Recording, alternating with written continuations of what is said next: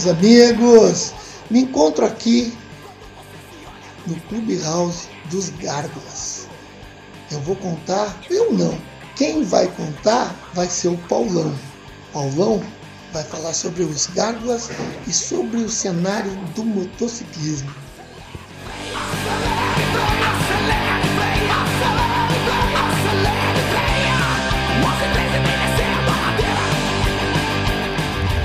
Grande Paulão, conta aí pra nós um pouco da tua história e um pouco dos Gárgulas. Grande Índio, então dá pra contar um pouco do Paulão e bastante dos Gárgulas? Muito, fica à vontade aí, meu irmão. Então. Conta porque é importante nós ter um parâmetro. Tu és um dos caras que ajudou a construir o motociclismo no Brasil. Os Gárgulas, depois de muita experiência tua, de muita rodagem, foi fundado em cima da tua experiência, né? Alinhado ao teu idade. Então conta aí para nós, conta para esse pessoal ter um pouco desse parâmetro. Processo bem simples, cara. Esse cagado de hoje em dia eles confundem um pouco o termo biker, né? O termo original, né, que a gente nunca mais utilizar, com seriado de TV, de coisas mais, né? O princípio foi bem simples, né? Foi um divisor. Você pensa, no Brasil nós temos uma Constituição que ela é protetora, então automaticamente se associar se torna uma liberdade, né? Você pode se associar com aquela facilidade, né, documental. Então, tipo assim, quando nós fundamos o clube, a gente precisava de três coisas. Eu não precisava do biker mauzão, cheio de tatuagem, cheio de piercing, aquele cara que fazia a diferença quando andava na rua, tal, com as motos enormes. Eu precisava de caráter, né? Se você queria fazer uma coisa assim, criar uma lenda, uma legenda, uma história, o primeiro passo era caráter. Então foi mais ou menos o que a gente se focou quando a gente fundou o clube, com meus parceiros de época, né?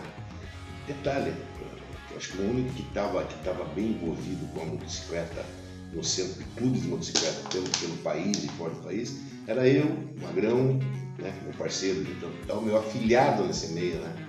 Eu que introduzi ele dentro no meio da motocicleta. Então, isso veio um compadre meu, né? O Milano, o Vitor, que era um garoto novo na época, era o nosso Milton, que até hoje é o nosso mais novo integrante, né? Em termos de idade. E aí, tipo assim, cara, começou uma ideia, né? Que era baseado no que já existia, que era o nosso conhecimento para trás. Nasceu o clube. Disso, a gente criou 10 pontos que são eles são imexíveis, né? São as 10 características do Gárgula que começa do começo ao fim, há mais de 22 anos, a gente segue, né? Olhando a motocicleta e um clube estradeiro. Enfim, isso foi o diferencial para nós na época. O que nós vemos hoje, por exemplo, assim, as pessoas, eles entram eles querem esse circuito, mas mais para ser comparativo, não para trazer uma novidade. Eu achei que o Gárgula, quando nasceu naquela época, ele vem para trazer uma novidade para o sistema, né? Uma coisa nova, mas seguindo todo aquele molde, né? De respeitar o mais velho, tipo assim, como pedir a bênção para o vô, para a avó e tal, então respeitar o mais velho no meio, né? E a gente teve grandes influências na época que eram motociclistas independentes, agrupados, que nos mostraram de uma forma até tranquila como deveria ser. Só uma observação. Acho que essa foi a diferença que fez para nós estar onde nós estamos hoje, no clube o mais autêntico possível. Vocês vão conseguir me expressar como eu imagino como é que é esse divisor que existe em nós. Sabe, Paulão, uma das coisas que eu sempre admirei no clube de vocês é que desde que vocês nasceram, vocês têm o trem Apache. Vocês é um dos poucos clubes que eu conheço, eu acho que para não dizer o único, que faz uma viagem com todos os membros do clube, tanto no Brasil como fora do Brasil, inclusive dentro do Uruguai, vocês criaram escola. E isso eu acompanho desde o nascimento de vocês, é uma coisa que eu admiro muito. Queria que tu falasse sobre isso. Como é que a gente se enquadra? Nós somos o quê? Um clube de motocicleta uma irmandade, o que é? Né? Nós somos um clube estradeiro. Então, tipo, quando a gente nasceu esse projeto, e é por isso que a gente diz que nós somos um clube tradicional, mas a tradição dentro do Gárgula é o integrante ele entrar para dentro do clube com a motocicleta, dentro de uma regra que nós viemos implantando lá atrás, o tipo da motocicleta, é importante isso, o cilindrado e tudo mais, e acima de tudo o cara gostar de fazer o que nós fazemos, que é andar de motocicleta. Então, nisso nasceu a tradição do clube. O Apache veio de várias maneiras, então, principalmente, eu acho que eu era muito fã de revista em quadrinho lá do Tex-Mex, eu sempre falo isso, então, os mais antigos vão lembrar, né, das revistas do Tex, que falava daquelas tribos Apache de guerra, né? Então os caras saíam só os índios com seus cavalos, né? E eles iam para novos territórios de caça e outras coisas mais. E a gente introduziu o Apache nesse quesito, né? Você que gosta, você se identifica índio estradeiro, né? Mais ou menos por aí. E isso virou uma tradição dentro do clube. Uma delas, né? Porque a gente são 5, 6 pontas tradicionais que a gente não abre mão. A gente pode abrir mão de várias coisas, menos disso. Então tem Apache, as festas Forever, nossa, que a gente rende uma homenagem aos que são mais antigos, né? Que é o nosso de memória. O Trenciux, as festas internas dentro do clube, ela tem 2 características. Tem a fechada, que isso já diz tudo, fechada já é só para nós, e uma festa aberta onde a gente congratula com aquelas pessoas que admiram, fazem a mesma coisa em termos de clubes de motocicleta, se encontram e tudo mais. Então isso abre uma gama enorme de pessoas, né? Pessoas na independência que não carregam cores, pessoas que carregam cores.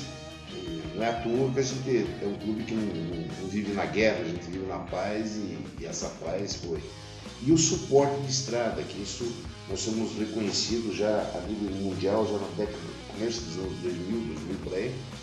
Tem 3 livros editados por motoaventureiros que falam do Gárgula nessa linha de suporte, né? Que a gente conseguia ajudar os caras desde o Ushuaia até o Iapoque, né? Os nossos contatos de suporte, isso no início dos anos 2000, né? 2000. Você, no caso, é um exemplo, você é um suporte que nós temos naquela região onde que você mora. Então, eu sempre digo, se eu preciso de qualquer coisa, o sargento de arma do clube, eles mantêm com eles uma lista de pessoas linkada com a gente. Se de alguma coisa, um brother, uma pessoa, uma amiga que precisa, a gente sabe a quem pedir num raio de 50 quilômetros, né? Então, se imagine cobrir o Brasil todo e fora do país, América do Sul, é bastante gente, né? E desde 2000. Fomos citados em 2, 3 livros de moto-aventura escritos por estrangeiros que tiveram para cá. Em 2003 a gente recebeu uma comenda num evento, o maior evento que tem na Europa, na época, chamava-se Moto Pinguino. Aqui, ó, tem aqui uma linha, esse troféu a gente foi buscar em 2003 lá, né? Em Valladolid, na Espanha, em Boicílio, chamava-se Moto Pinguinos. E o que era isso aqui? É o encontro invernal de janeiro, abaixo de neve, né? E a gente foi lá, a gente foi reconhecido pela Rota dos Impérios como o motoclube da América do Sul, com o maior destaque na linha de suporte para o moto estradeiro. Então, linkado com a gente. Hoje existe muita coisa, mas naquele tempo era muito raro você ter esse tipo de coisa. Então a gente era por telegrama, algum caso por telefone, outras situações, quando adveio a internet, alguns e-mails com respostas demoradas, tudo discador, né? O Brasil tinha uma dificuldade. Então, ficha telefônica e conta telefônica foi uma das coisas que o clube mais pagou para tentar ajudar um suporte de um brother ou outro tal, a nível mundial, né? Por isso que ele foi reconhecido. Então, isso ficou claro no clube. Hoje a gente vê todos os clubes praticar isso. Mas será que faz direito ao suporte? Será que eles atendem realmente? Será que é só dar um pouso pro cara em lugar para ele comer e tal? Eu recordo que quantas vezes, por exemplo, assim, nós tiramos dinheiro do bolso, que fizemos uma coletinha rápida entre alguns irmãos que estavam próximos, para a gente encher o tanque da motocicleta do cara, para ele continuar mais 300 km à frente e tal, para ele sobrar para ir mais 300 à frente. Então, quantas e quantas vezes a gente fez isso e o cara não queria, não, encher o tanque da tua moto, pelo menos essa primeira arrancada você vai. Porque o cara estava nos representando naquele momento, fazendo a estrada dele e tal. Isso é um suporte que a gente fazia na época e em alguns momentos ainda fazemos, né? Então, isso é uma linha. Paulão, Tu teve agora há pouco tempo na Europa, rodando lá. O que tu pode nos dizer do cenário europeu, esse link que tu fez aqui da América do Sul, do Brasil, como grande clube Gárgulas nos representando aqui? Deixa eu te falar. Eu fui para a Europa aqui 3 meses andando em motocicleta por os países ibéricos, mesmo com a Covid, com as limitações de fronteira, quando elas eram era para apresentar. Fiz acho que uns 7, 8 mil quilômetros de motocicleta pela parte ibérica, que eu digo é Portugal, Espanha, um pedaço da França, umas beiradinhas na Itália. Então a gente fez um trampo, mas nos concentramos a esse objetivo. O que aconteceu nisso aí? Lógico, um clube de motocicleta de outro país rodando chama atenção, né? Queira ou não queira, chamava atenção. Eu já tenho grandes amigos meus de clubes que já existem desde essa situação do Pinguinos em 2003, e a gente acabou utilizando algumas estruturas. Mas são países, por exemplo, que eles estão à frente em alguns aspectos e muito retrógrados em outros, né? As classificações lá são muito complicadas. Quando você pega um clube bike estradeiro, motorcycle club, fala o correto, em alguns países é considerado como um clube 1%, um clube mais bandidão assim tal, e difere um pouco do que a gente reconhece como um motorcycle club no Brasil, né? É um clube mais estrada, suportes. A gente vive a motocicleta na sua plenitude, né? Então é diferente. Eu não tenho assim muita vontade de aprender com nós da América do Sul. E talvez isso esteja acontecendo e vai acontecer agora nos próximos anos, sei lá. Em 2003 eu recebi um convite que eu levei todos esses anos, acho quase 15 anos, sei lá, né? 2003 para 2020 deu 17 anos, 16 anos, né? Para responder, o Pedro Parrelada e o Mariano Parrelada. Eles são os fundadores do Moto Pinguinos há 40 anos lá, que promove isso dentro da Espanha, na região de Valladolid. É um encontro de motocicleta que reúne invernalmente mais de 18 mil motocicletas inscritas, né, que eles têm que costume fazer inscrição, né, nos encontros, nas festas. E essa família Parrelada, eles são membros de um clube chamado La Leyenda Continua, ou A Lenda Continua, né? E eles agraciam ao longo do tempo, como nós Gárgulas fomos agraciar na época, as pessoas de representatividade na motoestrada, uma pessoa que vai para a estrada mesmo, uma estrada bruta, né? Além dos independentes, mas os agrupados, que é o nosso caso. E como clube e como pessoa, a gente foi agraciado com o título de embaixador do La Leyenda Continua no Brasil. Então nós somos em 3 na América do Sul. Tá eu no Brasil. Tem um argentino na região ali de Bahia Blanca, que já estamos em contato para fazer algo na América do Sul junto, né? E um chileno e um peruano, né? Que eles mantêm esse nicho do suporte ao grande estradeiro da moto aventura dos europeus, asiáticos e tudo mais. La Leyenda Continua é um projeto que talvez os clubes e pessoas do meio vão entender um pouco mais esse projeto grande que os caras fazem, que às vezes, como dizia o velho amigo meu, o Emílio Carcará, né, dos Carcará, que ele andou 1.500 quilômetros para chegar para mim assim tal, ele nem desligou a moto, ele falou assim, eu vim aqui para dizer para você que eu não vinha. Esse tipo de estradeiro envelheceu, esse tipo de cara no meio bike, bandeiras extintas, está acabando, tá? Nós estamos ficando extinto, né? Em verdade. E a gente tem que fazer algo para salvar isso. Os clubes tradicionais que fazem esse tipo de coisa, os bikers independentes que continuem fazendo e vão ter nosso apoio. E parem de brincar com isso, né? Nos respeite, né? Que seria talvez a palavra mais correta, né? Ou faça igual a gente, ou nos copie. Ou peça para nós um modelo, que a gente dá um modelo para ter um clube onde ele seja realmente um motorcycle clube para poder carregar o MC. Não inventar isso aí. É o que a gente mais vê assim. Como diz assim, cada um é assim, mas tem que ter uma regra, senão fica difícil. Importante tu ter tocado nesse assunto. Eu queria te perguntar o que tu pode dizer do cenário biker atual? O que tu acha dessa mistura, dessa confusão que o pessoal da linha família, da linha biker está fazendo aí? Nos fala um pouco sobre isso, Paulão. Primeiro que a gente fica um pouco triste disso aí, né? Porque eu falo assim para você, as principais bandeiras que existem no Brasil em termos de clube de motocicleta, eu podia até dizer assim, não ia falar porque vocês não têm o costume de dizer, mas as principais famílias que existem, clubes com 20, 30, 40, 50 anos de tradição, nós nos relacionamos em harmonia total. Alguns sofrendo hoje guerras internas, ou guerras que eu digo assim, desavenças internas que eles estão tentando resolver, que faça isso da melhor maneira possível, mas é impressionante que, independente de tudo isso, esses motociclistas, esses que fundaram ou que foram presidentes ou tal, a gente continua na mesma harmonia, porque queira ou não queira, eles acreditavam na mesma coisa quando começou o clube lá atrás. Os clubes novos que nascem e que têm a humildade e tal, de tentar entender o que eles estão fazendo, simplesmente com o respeito, e muitas vezes se aproximando de um clube que tem uma tradição maior, perguntando como funciona, como é isso, como é aquilo, até para fazer uma coisa correta, também fazer uma avaliação, vale a pena isso? Os bikers que carregam bandeiras há 20, 30 anos, essas pessoas precisam um pouquinho de respeito.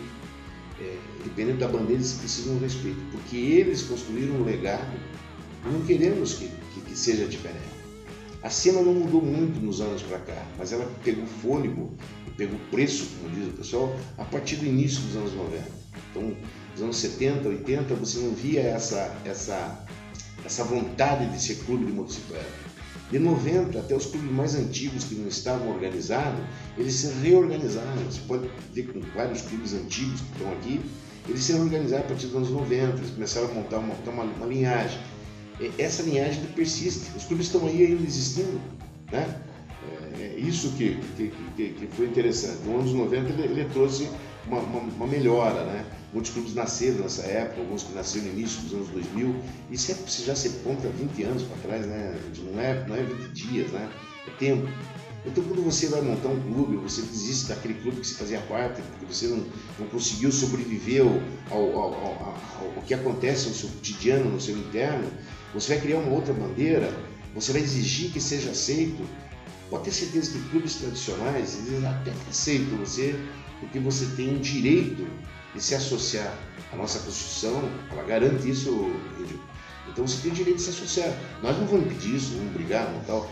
Mas será que nós vamos aceitar você para tomar um cafezinho, tomar uma cerveja, tomar um uísque, ou experimentar a sensação de estar dentro de uma casa minha ou de outros tantos clubes que tem tradição e que quer manter essa tradição correta? Acho que é meio difícil, né? É muito, né? Porque você pode montar um clube, você pode querer o respeito, mas conquistar o respeito é só o tempo que vai fazer. E vão dizer assim, tipo, o que esses velhos estão querendo? Eles que estão tomando, me permite falar, não tomando vinho, se fuder e tal. A gente também aceita isso. É só tentarem a sorte com a gente nesse. Vai que rola, né? Como é que é a frase? Troca de Uber, não deitar borracha, né? Ah, não é essa a frase. Deitar borracha é acelerar mesmo, para poder gastar pneu, né? Tal. Afinal de contas, a Firestone, a Petrobras e tal, né? A indústria precisa que nós se movimente e quebre nossas motos para dar trampo para os mecânicos em Ada, outros cantos parramados do país aí e tal. Não é verdade, meu friend? Então, tipo assim, quando a gente fala em seriedade e respeito, eu não preciso pedir respeito. Eu acho que dê quem quer e vai receber também o que quiser. Então, se espera que eu só respeite, eu acredito que não. Antes de olhar para o nosso presente e para o nosso futuro, a gente deu uma olhada um pouquinho para trás na história que existia na época. Eu recordo que antes de acontecer o Gárgula, eu já fazia parte de uma bandeira. E é uma bandeira que a gente carrega até hoje no coração, em termos de existência, mas houve uma necessidade. Dessa bandeira surgiu vários clubes e várias bandeiras que se fixaram a partir dessa. Foi a coisa mais bonita que aconteceu. Depois de todos esses anos a gente se encontra anualmente, aqueles velhos bikes de uma única bandeira, que ela não existe mais daquela forma, mas o clube ainda continua, e os mais jovens desse clube vêm conversar com a gente, porque eles sabem que o que eles têm montado, que eles estão dando continuidade, foi nós que fizemos naquela época. E aqueles que não estão mais, tal, porque não houve uma divergência, mas houve uma necessidade de ampliar, hoje eles são os líderes de principais clubes de motocicleta. Isso é uma coisa interessante, né? Que existe não só em Curitiba, como às vezes no Brasil e fora do Brasil. E esses caras fizeram a mesma escola junto, nós andamos juntos, nós se abraçamos juntos, né? E isso eu falo sempre, tal, não vou citar aqui e tal, mas quem assistir isso sabe de qual clube que eu estou falando. na região nossa de Curitiba, ele foi um formador, foi uma escola, uma faculdade. Então, como todos nós iniciamos um dia um clube de motocicleta, lá atrás, e vocês estão iniciando o clube de motocicleta, lembre-se que existe uma história para trás. Primeiro entenda como é que funcionou isso lá atrás. Não vá só atrás da facilidade de ter um escudo, uma tal, por isso que você está fazendo. Mas traga uma novidade para o meio, traga uma coisa legal para o meio, uma coisa assim tal. Dentro da motocicleta, se você quer ser um motoclube, se você vai ser um clube assistencial, alguma coisa, use o título de irmandade, alguma coisa assim tal. Mas o MC, o Motorcycle Club, ele tem uma característica, tem que ser diferencial ou segue o rito. Né? Isso vem aquele papo lá do código bike que as pessoas falam, brinco, né? Tiram um sarro e tal, tipo assim, rapaziada, existe esse código bike, vocês que não se ligaram ainda nele, porque ele é tão importante para nós existir, que ele existe, mas não precisa escrever ele, porque você escreve essa história no asfalto, na borrachinha preta, lá naquela faixa lá tal. O código existe. Quero ver se vocês vão ser capazes de descobrir esse código. E sucesso para quem está iniciando um processo de clube novo e tal, dependendo do que você for. Paulão, me diz uma coisa, aqui em Curitiba a cena biker está um pouco fechada. Vocês estão procurando organizar essa cena aqui na... Tu pode falar um pouquinho sobre isso? Tá, eu não vou falar como Gárgula, né? O Gárgula é um participativo, né? Eu vou falar para você agora, tipo assim, como representante do Gárgula nesse projeto. Seria a Federação de Clubes Tradicionais do Estado do Paraná. O que seria isso, né? As pessoas se perguntam. Alguns anos atrás, uns 4, 5 anos atrás, alguns clubes de motocicleta de Curitiba, pessoas que a gente já se conhece há muito tempo, se encontraram e trocavam uma ideia, os caras estavam assustados com o crescimento de grupos, enfim, uma série de coisas, clubes de fora entrando em Curitiba, recolhendo pessoas que não tinham nada a ver no meio, tal. E a gente falava muito sobre isso, mas daqueles papos informal e tudo mais tal. Disso foi formada uma comissão, sei que louco isso, né? Uma comissão com alguns clubes de motocicleta da época, e a gente se sentava uma vez por mês numa cerveja e falava sobre tal, o que vamos fazer? E a gente começou a pensar, vamos pensar em criar uma associação, qualquer coisa. Cara, nós somos, como diz assim, proibido proibir, é um dos lemas, né, que a gente diz. Nós somos talvez o último baluarte da verdadeira liberdade que a gente pleiteia.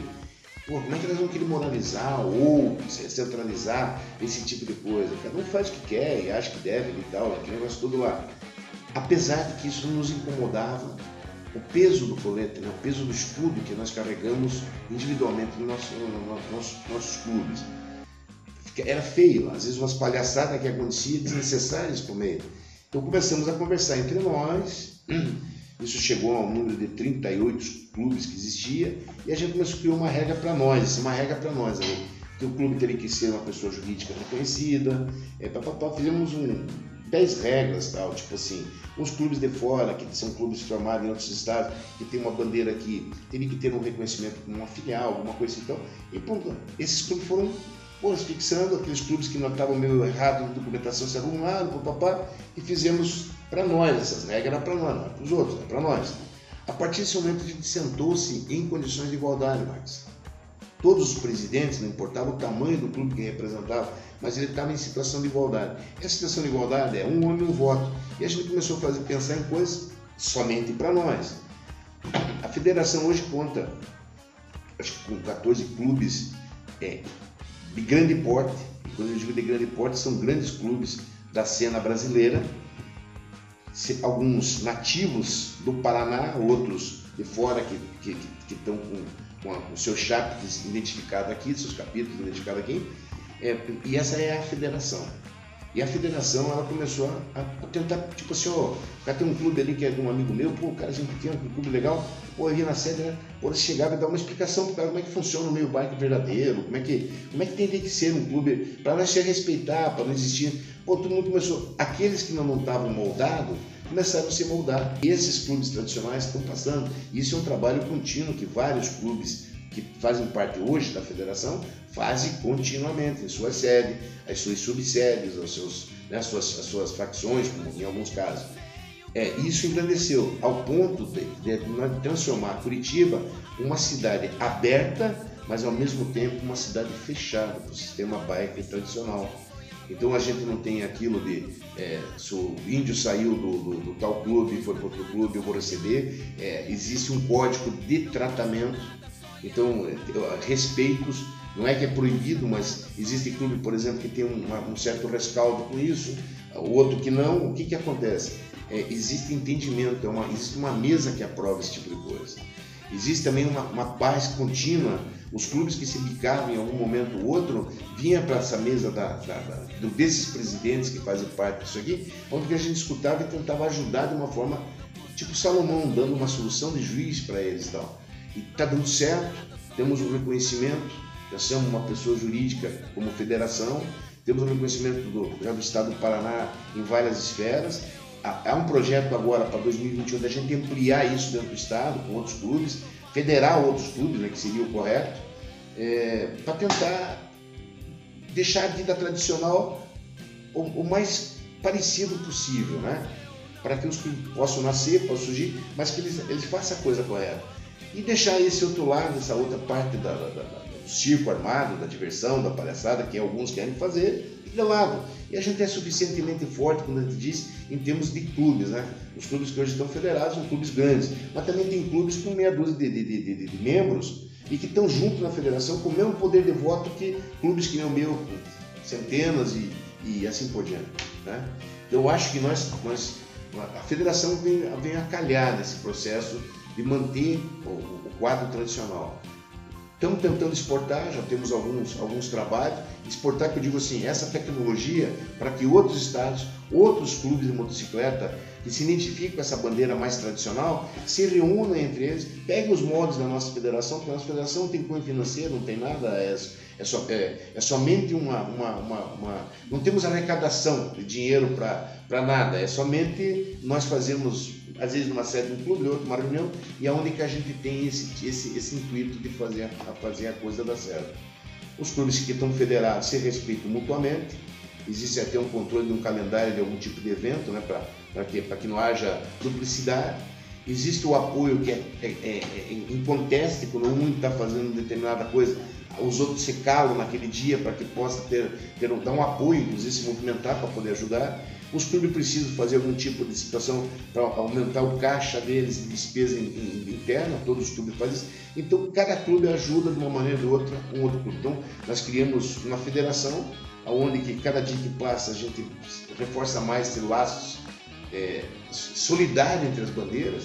Espero que essa ideia vai sendo implantada para outros estados, que outros clubes em outros estados entendam isso e pensem. Como digo, a Federação Paranaense não tem problema nenhum em dividir esse know-how que a gente levou vários anos de discussão para poder chegar onde nós estamos hoje. Isso na realidade, Paulão, é para diferenciar os segmentos, segmento família do segmento biker. E é onde a gente fala aquela velha frase, verdadeiro reconhece verdadeiro. Cada qual em seu quadrado. Seria isso? Só que a gente não tem uma preocupação muito assim com o lance família. Eu vou tentar explicar para você o que nós pensamos. Quando você fala família, todos têm família. O clube bike, ele não pode dizer, eu sou um clube e tal, tipo assim, só nós homens, só os craquentos e tal. São regras internas de cada clube, mas. Então cada clube, tipo assim, ele tem. A federação, ela preserva isso. Os membros têm que ser masculino, paraná, toda aquela sequência antiga que é seguida, ok? Mas existem procedimentos familiares que muitos clubes usam. Então, quando se fala motoclube família, seria os motoclubes que a esposa usa colete, que negócio tudo lá, seria os mistos, isso é um misto e tal. Na federação a gente não tem como federado, mas existe uma ideia entre esses clubes de não fechar as portas para esse tipo de pessoas, entendeu? Mas orientar eles até mesmo nesse quesito que eles querem fazer, que seja feito de uma forma ordeira e que não fique aquela briguinha, tipo assim, eu briguei, vou lá e pego outro compadre e tal, que siga uma pequena regra para que os motofamílias existam e continuem existindo por 1, 2, tal, 10, 50 anos e tal. É essa a ideia. A federação também está aqui para ajudar, para que os motogrupos se organizem como motogrupos, se preparem para virar um motoclube, digamos assim, os motofamília que possam haver um entendimento, até os motoclubes femininos, tem muitas meninas aí, por exemplo, que surram muito barbado em termos de biologia, mas não podemos trazer assim, porque a nossa Constituição, ou porque a liberdade de expressão no Brasil é válida e eu sou um defensor, tipo assim, eu vou fazer qualquer coisa sem respeitar o que tem para trás. Por isso que a federação ela nasceu para ser tradicional, e o tradicional ele existe aqui no lance como nós fomos criados. Pensa pai, pensa mãe, tipo assim, o senhor também, você tem esse senso de educação que vem de berço. E os clubes, eles têm que ter um bom berço de formação, senão não vai acontecer. Uma mensagenzinha rápida, eu sou um falastrão de primeira ordem, você se ferrou, você viu que você fala bastante, né, Marcos? Aqui você já ficou calado, mais calado do que nunca. Uma mensagem rápida assim pro pessoal: motocicleta deve ser respeitada. Velocidade é uma coisa que deve ser usada nos seus momentos certos. Motocicleta e cachaça não dá certo. Então, bebeu, joga a chave no capacete do teu sargento, do teu padrinho, de quem for tal, e evite fazer esse tipo de loucura. A vida é uma só e a gente tem que preservar ela o máximo que puder. Eu estou falando isso dos meus velhos amigos de tantas jornadas juntos, que nem eu e outros estão com 60, 70 anos de idade, andando de motocicleta, carregando um escudo nas costas, com galhardia.